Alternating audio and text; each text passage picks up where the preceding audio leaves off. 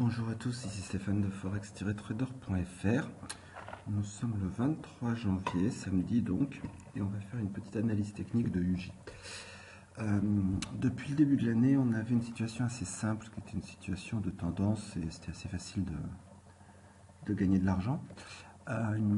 Mais sur le milieu de cette semaine, on a eu un renversement de cette tendance, c'est UJ qui descendait depuis le début du mois, on voit ici, s'est mis à remonter. Alors là, on est sur le graphique mensuel, et avant que je commence, j'allais oublier, je vous rappelle que les investissements sur le forex sont des investissements risqués, qu'il faut investir que de l'argent vous pouvez vous permettre de perdre, parce que ce que je vais dire maintenant reflète mes vues sur le marché.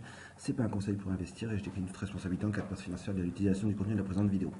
Sur le mois EU, donc on était dans une tendance haussière, on a l'année dernière, je crois que c'était en août, oui c'est ça, fait ce pendu et depuis on ne l'a pas repris, et donc le pendu et sur décembre, janvier, on a redescendu, mais ici, on a apparemment ce qui semble être un potentiel double creux à 116. D'accord. On l'a rejeté, notamment il y avait le SMA 20 qui arrivait aussi, ça fait un support trop dur à passer. Donc on a remonté, mais en même temps, on voit bien qu'on n'a pas remonté jusqu'au point de faire un complet renversement de tendance. On va aller voir sur la semaine. Sur la semaine, donc, on retrouve à 116 notre double creux, qui est en fait même un quadruple creux. Et les mèches ici vers le bas indiquent qu'il y a vraiment une très fort support à cet endroit-là. Donc visiblement c'est quelque chose de très dur à passer. Très fort chandelier haussier, avalement haussier. Donc ça nous dit qu'on repart vers le haut. Sans doute pour la semaine qui vient, il va falloir compter vers le haut. Néanmoins on voit ici, donc 118,3, on avait une résistance qu'apparemment on a passée. On va aller voir sur le jour. Sur le jour, on a donc notre vers 116, 216, notre support qu'on avait identifié.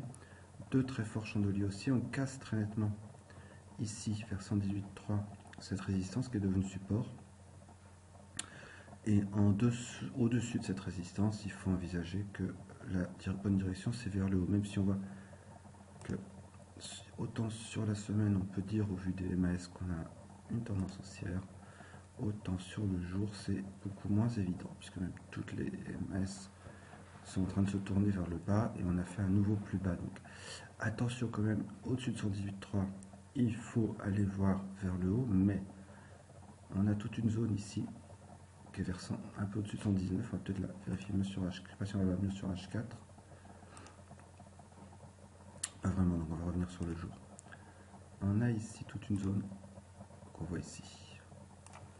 Donc là, on a cassé, on arrive à peu près ici, vers 118,8, qui est une zone qui commence à être une zone aussi de résistance.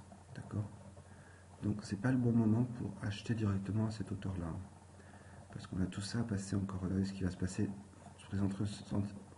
tout ce qui va se présenter entre 119,6 et 120, tout ça faudra le passer. Et là aussi ces mèches comme ça nous disent très clairement qu'il y a une résistance ici quelque part vers 120, vers 119,5. donc maintenant revenons sur H4 qui est très clairement baissier au vu des MAS, mais qui a fait un espèce de W, donc ça doit être une épaule tête épaule, et on voit très bien encore ce niveau de 118,3 ici qui vient d'être cassé. Et tant qu'on est au-dessus, il faut quand même envisager d'aller voir en haut, mais au vu du fait qu'il y a cette forte résistance, qu'on arrive dans cette zone de résistance vers 119, on ne peut pas prendre à ce niveau-là. Il faut vraiment attendre un retour et un signal haussier de nouveau. En restant au-dessus de 118,3, j'attends un retour, un signal haussier. Si on casse 118,3 vers le bas, a priori on va redescendre, tester 116. Voilà. C'est ce que je compte faire pour le yen. Préférence pour une configuration haussière, mais je ne peux pas le prendre à ce niveau-là, j'attends un retour vers le bas et un rebond. Si on passe sous 118,3, je pense qu'on va redescendre, tester 116. Au vu des chartes de plus haut niveau, globalement, pour moi, en tout cas, tant qu'on reste au-dessus de 116, la tendance générale est plutôt haussière. Voilà. Voilà, c'est ce que je voulais vous montrer. Je vous souhaite une très bonne semaine de trading et je vous dis à bientôt pour une nouvelle vidéo sur forex-trader.fr. Au revoir.